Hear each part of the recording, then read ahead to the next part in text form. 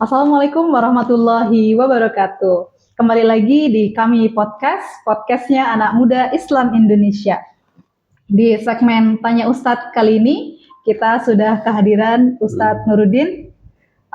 Assalamualaikum Ustadz. Waalaikumsalam warahmatullahi wabarakatuh. Sehat Ustadz? Alhamdulillah, agak batuk-batuk dikit. Alhamdulillah, cepat sembuh ya Ustadz ya. Oke, boleh diperkenalkan diri dulu Ustadz? Ya, baik. Assalamualaikum warahmatullahi wabarakatuh. Nama saya Nuruddin, saya di sini posisinya sebagai pembina kami dan sekaligus sebagai pembina Yayasan Matain. Ya. Yayasan Matain ini berkantor di Masjid At-Taqwa Cibubur, bergerak di berbagai bidang antara lain pemberdayaan anak muda. Maka di bawah Matain ini ada kami ya, komunitas anak muda Indonesia, tempat berkumpulnya anak-anak muda, tempat anak-anak muda untuk mengaktualisasikan ide-idenya, pemikirannya dan sebagainya gitu Mbak. Oke, baik Ustadz. Nah, di segmen kali ini, segmen Tanya Ustadz, ini ada beberapa pertanyaan yang diajukan dan semoga dari jawaban Ustadz bisa memberikan pencerahan kepada teman-teman anak muda khususnya. Nah, di segmen kali ini ada pertanyaan ya Ustaz. Kadang anak muda itu merasa Islam itu sebagai beban karena banyak aturan, banyak larangan, sehingga hal itu kadang justru membuat beban tersendiri lah untuk anak-anak muda.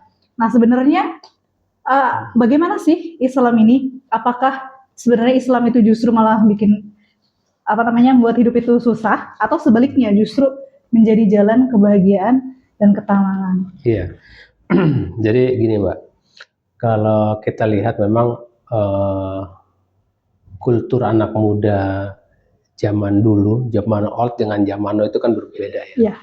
Kalau anak-anak muda zaman dulu, ketika saya masih anak-anak sampai kemudian saya masih menjadi pemuda, itu senangnya ngumpul itu di masjid, gitu. Senangnya di masjid. Dengan kita ngumpul di masjid itu, sehingga kita dekat dengan ajaran Islam.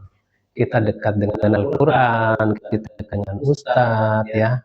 Ditambah lagi, kemudian saya mondok, ya. Kita terus mempelajari.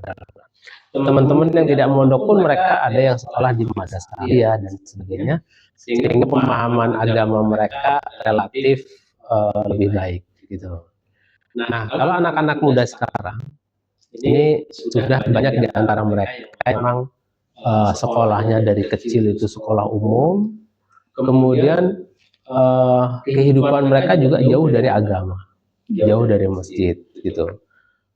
Orang tuanya pun jauh dari masjid, sehingga anak-anaknya pun jauh dari masjid, sehingga pemahaman mereka terhadap agama itu sangat minim, gitu. Nah, karena pemahaman yang minim itulah sehingga mereka punya persepsi yang tidak benar, punya persepsi yang tidak sesuai terhadap agama Islam, yang sesungguhnya agama Islam itu adalah agama Islam diturunkan itu adalah untuk memanusiakan manusia, untuk memanusiakan manusia. Karena apa? Karena manusia itu hakikatnya yang membedakan antara manusia dengan binatang itu kan cuma satu, ya kan, akal. Nah, akal kalau itu pun tidak diarahkan dengan hukum, dengan Al-Quran, maka nanti akan dikuasai oleh hawa nafsu dan kemudian mereka akan sama saja dengan binatang seperti itu. Nah, maka Allah Subhanahu wa Ta'ala menurunkan hukum-hukum di dalam Al-Quran itu, ya, yang sesungguhnya adalah untuk memuliakan manusia, gitu. Seperti di dalam surat At-Tin disebutkan, walaqad khalaqnal insana fi ahsanit taqwim summa radadnahu asfala safilin. Kami telah menciptakan manusia itu dalam bentuk yang sebaik-baiknya, diberikan rupa yang sebaik-baiknya, kemudian diberikan akal, kemampuan yang sebaik-baiknya supaya mereka mau berpikir. Nah, maka Allah turunkan hukum-hukum ya untuk menjaga kehormatan mereka, untuk menjaga diri mereka, sebagaimana tujuan syariat itu salah satunya adalah maqasidus syariah, salah satunya adalah hifdun nafs namanya. Hifdun nafs itu artinya menjaga jiwa. Jadi dengan adanya syariat, manusia itu akan lebih terjaga jiwanya, akan lebih terjaga kehormatannya, sehingga menjadi orang-orang yang mulia, baik di mata manusia, kemudian juga di mata Allah Subhanahu wa Ta'ala. Contoh misalnya, seperti kayak Mbak Farah nih, pakai jilbab, ya, pakai hijab, kemudian pakai baju panjang, baju jubah, nah kan seperti itu. Itu mungkin bagi anak-anak zaman sekarang seperti yang tadi Mbak tanyakan, ya kan? Kok kayaknya mengekang banget sih, ya kan? Bikin susah, kita nggak bebas berekspresi, ya kan? Kemana-mana harus tertutup, seperti itu.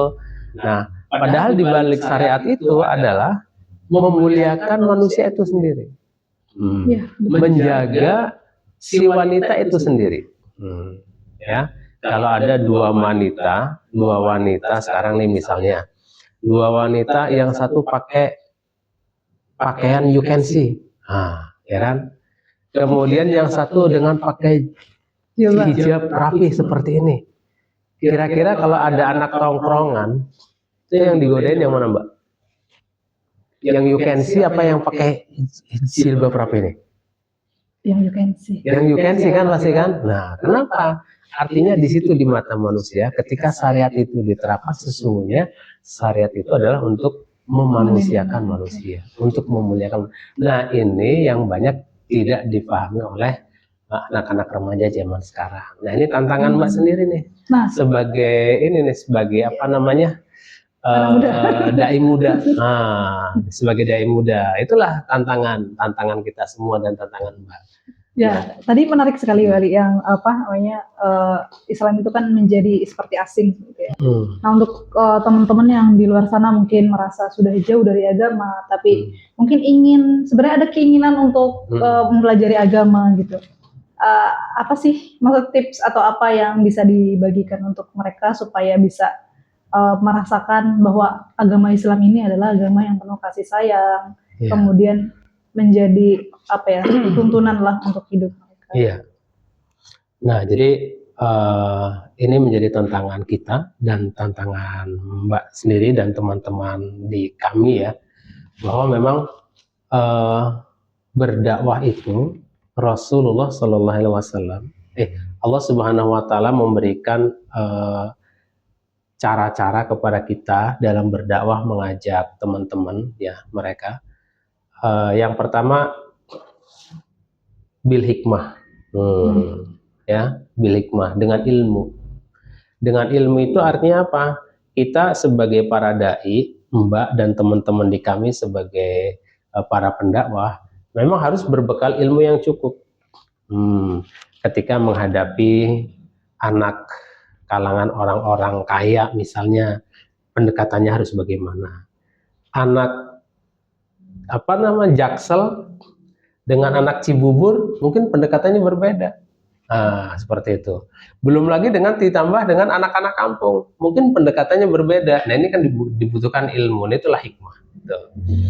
Nah, berdakwah itu salah satunya adalah bilisani qaumihim, dengan lisan mereka. Dengan lisan mereka itu artinya bagaimana kita tahu budaya mereka, tingkat keilmuan mereka, tingkat lingkungan pergaulan mereka seperti apa. Nah, ini.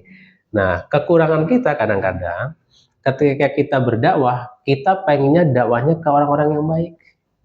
Benar nggak?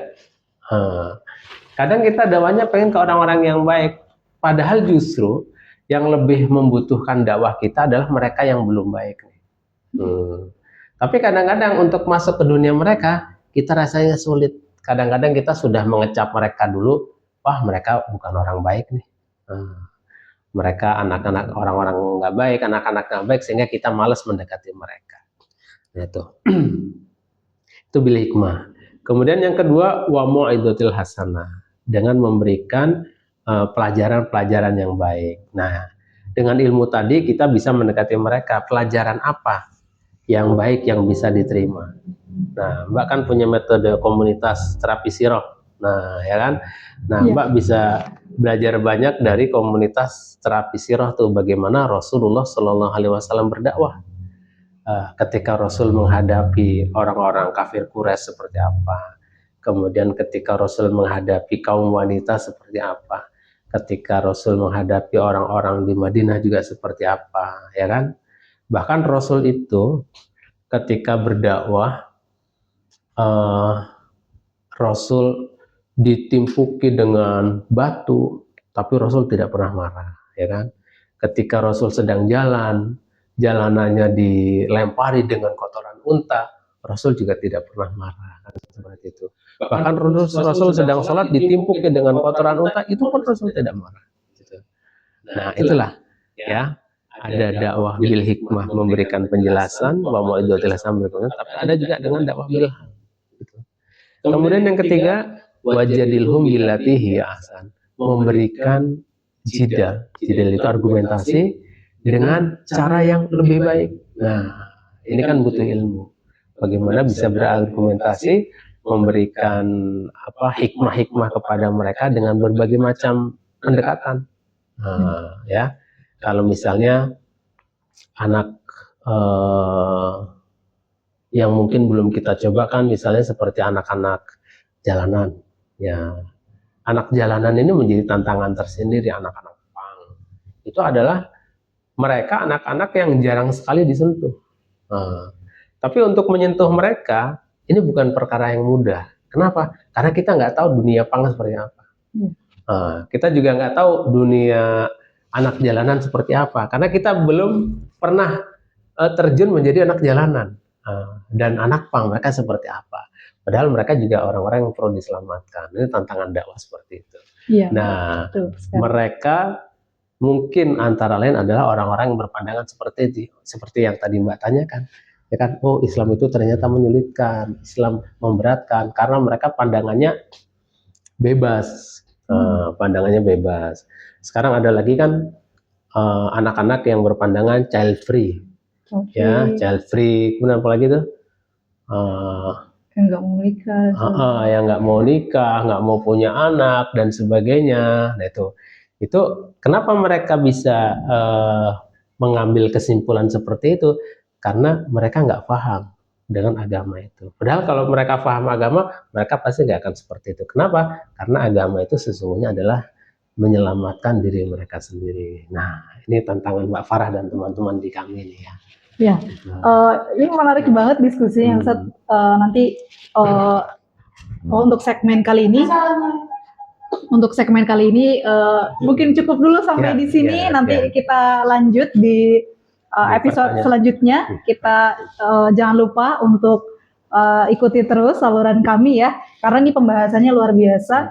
Tantangan juga untuk kami yang berada di dunia dakwah ya, untuk terus berdakwah dari bil hikmah ya Ustadz ya. Betul. Karena zaman sekarang Ustadz yang pinter banyak ya. Tapi mungkin yang berempati seperti Rasulullah ya, mungkin itu yang dibutuhkan oleh masyarakat sekarang ini. Oke, kita akan lanjutkan di sesi selanjutnya Ustadz. Baik. Oke, terima kasih semuanya dan sampai jumpa di Tanya Ustadz episode selanjutnya. Assalamualaikum warahmatullahi wabarakatuh. Assalamualaikum warahmatullahi wabarakatuh.